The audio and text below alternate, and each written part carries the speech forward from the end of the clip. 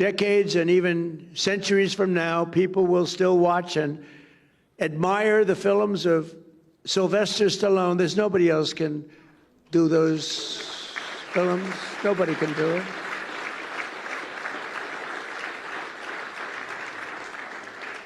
You know, he started Rocky. He had no money at all, and he had nothing. He had a car that barely couldn't, he left New York. I think a place called Brooklyn, right, Sly? Brooklyn? Good place. A lot of good people come out of Brooklyn. But he got that car to just get him there, and he stayed in his car, and he slept, and he wrote this script called Rocky, along with about 20,000 other people. Everybody writes a boxing script, right? But for some reason, they loved it. And Sly didn't have 10 cents, had nothing. And they offered him, like, a lot of money. They offered him, I think, $500,000, some number that he never even thought was even possible. And he said, no, I don't want it. I want to make sure that you're casting the right person to play the role. And they said, well, we have stars. And they brought in stars. But the stars didn't have good bodies. They were flabby. They were not really boxers. And Sly would look at some of these guys, big names. He was intimidated in one way, but in the other way, he said, that guy can't play the role. And we won't say the names of the people, but they're really top actors. And for some reason, here's a guy that had no contacts, no anything, but they loved this. One studio in particular loved this script. And they were going crazy over it. And they brought in the top people, and Sly said, let me see your box. And he'd have a guy, and he said, he can't play the role. He had a lot of flab around the upper chest area. It's supposed to be solid like a rock. And then they brought in another one. And finally, they looked at Sly. They said, oh, man, you're in good shape. You think you could play the role? He said, I'll play the role. I'm not going to let somebody else play it. And he was actually willing. He thought they'd have somebody, but he said, that's not a boxer. That's not a fighter. These are good movie stars. Keep their shirt on, but they're good movie stars. But they're not fighters, right? And he took that role, and the rest is history. The rest is history. But think of it, how many people would turn down, a tremendous, enough money, he probably thought he could live for the rest of his life. He probably could have if he had to. But who would turn down that kind of money? And he did it. He didn't want to have anything to do with it. He wanted it to be right. And who would then think of it as, isn't it just about the largest grossing movie? It's like, there's never been anything like it. Rocky, the whole Rocky series, it's been incredible. And then you had a little thing called Rambo. I loved Rambo, Sly, I'll tell you. I loved Rambo. I got to watch Rambo one time. I said, I wonder what this is all about. I went to a movie theater a long time ago when I used to go to movie theaters. I'd like to go again. I loved them. I loved the popcorn. And it was Rambo. I knew nothing about it, but I liked Sly. So I said, let's go see it. After about 4 minutes, they said, this movie is great. Rambo, I think Rambo gave Rocky a little run, too, if you want to know the truth. On the film sets, Broadway stages, and in sold-out arenas around the globe, these exceptional individuals have spent their lives making the most of their incredible God-given talents. They have talent. They have talent. The great Gary Player, he hits shots. He's 90 years old. He still plays good. He shot a 70 with me the other day. He's 90. We're playing pretty far back, too. He's incredible. You think Biden could do that? I don't think so. Can't lift the club. But Gary was demonstrating shots, and one guy was having a very hard time, couldn't get out of a sand trap. Gary's known as the greatest sand player, #1 ever. He got down in the U.S. Opens, 2 U.S. Opens back-to-back. He got down 69 out of 71 times. I would say that's good. Even if you don't know anything about golf, you'd have to say that's good. But he got down, and this poor man that I was with, he was blessed with talent, but not golf talent. And he cannot get out of a trap. It was sad to watch. And Gary says, you don't understand. And he dropped 5 balls. Ping, ping, ping, ping, ping. Every ball right next to the hole. And this guy, And he tried it. He hit the ball a foot.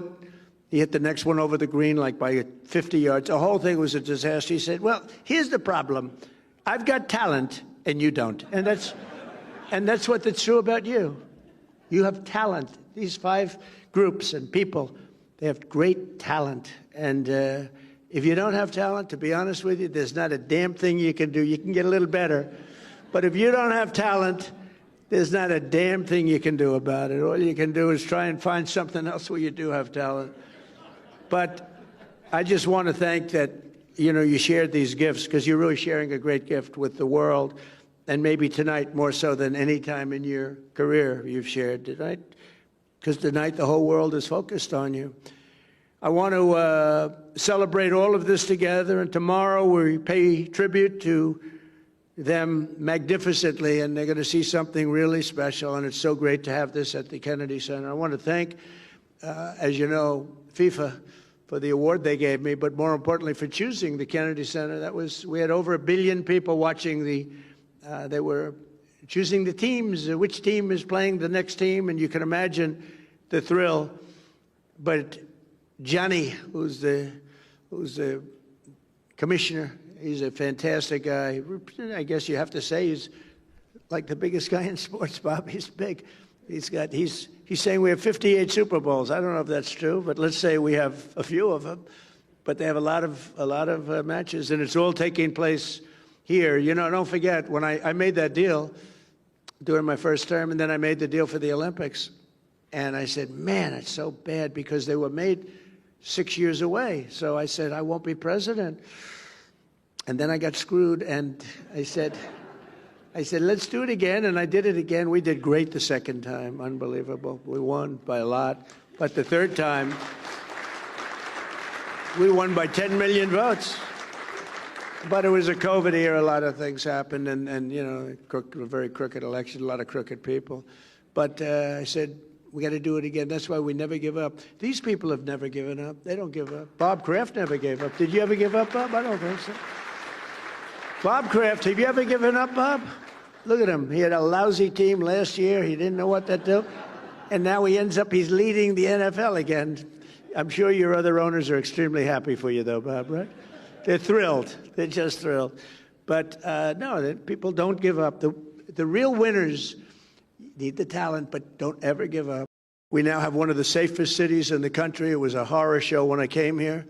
A year and a half ago, this city was so dangerous. A year ago, it was so dangerous. We've been there 10 months, and now we're setting records for safety. We've had virtually no crime. We had terrorism 2 weeks ago, week and a half ago, horrible terrorism. But it sounds like we were doing so well that the terrorists felt they didn't want to see us do very well. But we have right now the safest capital. We have as safe a capital as anywhere in the world, and we had one of the most unsafe capitals in the world. Thank you.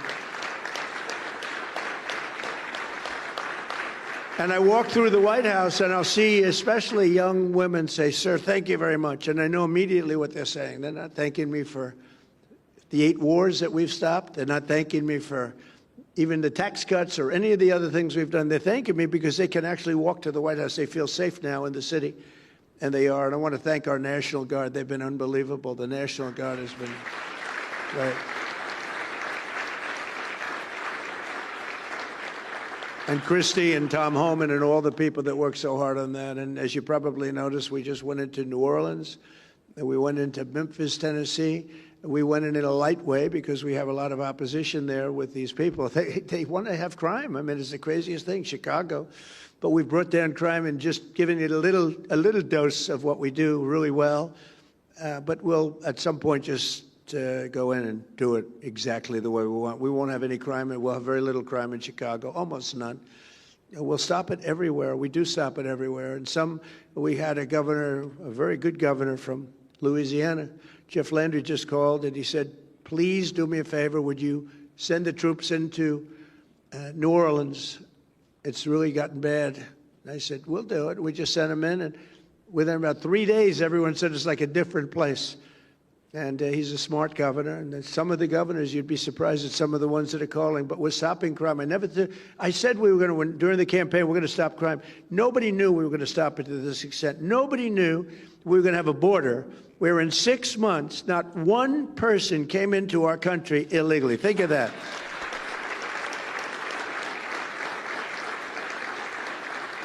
So we went from the worst border where millions and millions, 25 million people over the course of the 4 years came into our country, many from prisons and gang members, drug dealers, mental institutions. They came into our country, getting them out, have to get them out.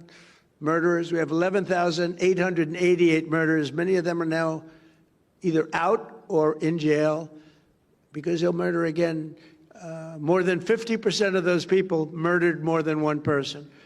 But we took a very strong stand, and people are really liking it. And by the way, drugs coming into our country by sea, down 94%. Okay, down 94%. And I'm trying to figure out who the other 6% is, because frankly, I think they are they got to be the bravest people. Who are the 6% that are still trying to come in? But down 94%. And we're going to start that same process on land, because we know every route, we know every house, we know where they live, we know everything about them. They killed 300,000 people last year. And that's like a war. That's like a terrible war. I'm not going to let it happen.